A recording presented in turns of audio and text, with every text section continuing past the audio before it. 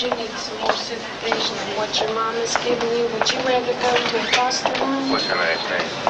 Mama. You don't want to go? Wouldn't you rather go to a foster home than to Somerville? Honey, I don't think Judge will let you go back home. Don't cry yet. You hadn't even been to court.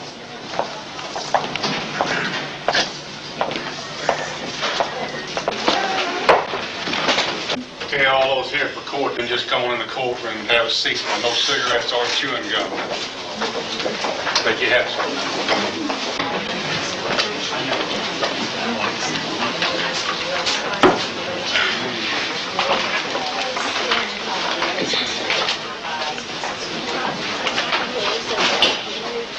We want to help you, but for some reason your mama just can't make you mind.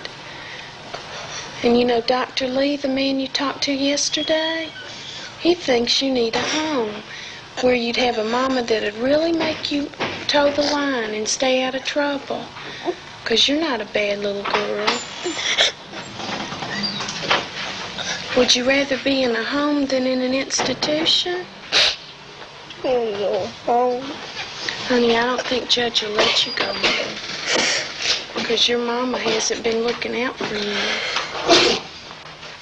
You don't want to get in any more trouble, do you? Well, see, a little girl like you needs help staying out of trouble, and your mama's not able to help you. You're just 11 years old. You gotta have somebody to help you. Okay, you want to have a seat over there on the side, on the very end. I'll go tell your mama to come in. Oh, yes, I'm Jim Court, Memphis, Shelby County, Tennessee, and now for business. So, to adjournment, Honorable Judge Kenneth A. Turner presiding. Be seated, please. Your Honor, please, the next case is a case of Diane Minor. Stand, Diane. Violation of probation. What's the biggest problem with this girl? Your Honor, Diane was placed on probation on February 18th and violated it 4 days later by leaving home, staying gone overnight. The greatest problem seems to be lack of supervision in the home. Discuss the matter with the Board of Education and with the guidance counselor and the teacher at Lee's school. She has been evaluated by Dr. Lee. He was unable to get the written evaluation to me this morning, but the recommendation is in the file. All right. Ms. Minor, would you care to say anything? Well, Diane, she did break off probation by leaving home, and I didn't know anything else to do about it except call Miss Altoff, and report it to her. So that's what I did. You just can't do anything with Diane? Well, maybe after this, she may stay at home. Has she been engaging in prostitution? Well, I carried her to the doctor, and the doctor said he couldn't tell anything about it. Your Honor, when Diane was first released, I asked Mrs. Minor to take Diane that day to the clinic, and she didn't. And by the time she did, the following Thursday, the doctor said it was too late to tell. All right, thank you. Anything you want to say, Diane? You're 11 years old, and you're in the 6th grade, right? Yes, sir. Well, the school tells us that you're doing below average in school. You've been truant approximately 50 days this school year. You sleep when you're in class. And you behave badly when you're in school. Now, you fail to follow the rules of probation. You're not doing well in the home, in school, or anywhere else, Diane. It's recommended that this child be removed from her home and placed in a foster home where she'll receive proper supervision. I understand the Department of Correction has a foster home available. Yes, sir. We have one prepared to take it this afternoon. It appears that would be in her best interest, the court's going to order at this time that probation be revoked and that she be committed to the Tennessee Department of Correction with a recommendation that she be placed in a foster home. What is your income, Ms. Minor? Well, I receive ABC, $81. A professional. Okay. All right. Your Honor, please, the next case is the case of Lois Jean Rogers. Stand, Lois.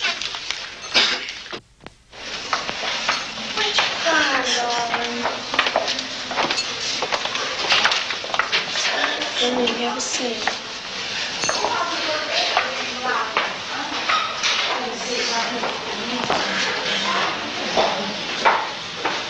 Miss Minor, do you understand what the judge said?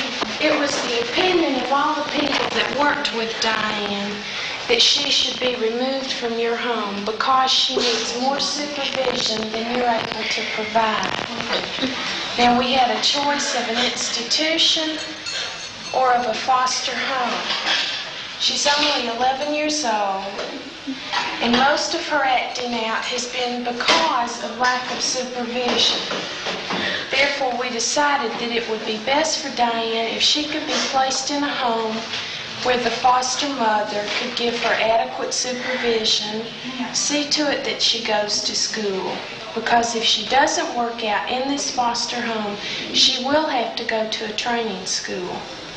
Do you understand that? I realize you're scared now, Diane. But you'll get used to it. It's a nice home. Mr. McCroskey said it's one of his best.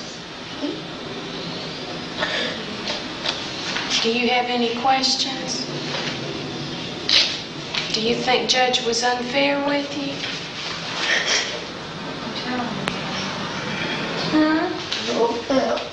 Are you going to do your best? Is that a promise? Now, darling, you can't miss any more school. You're going to have to start going to school. And you cannot see Betty Sue or Elizabeth or Ann.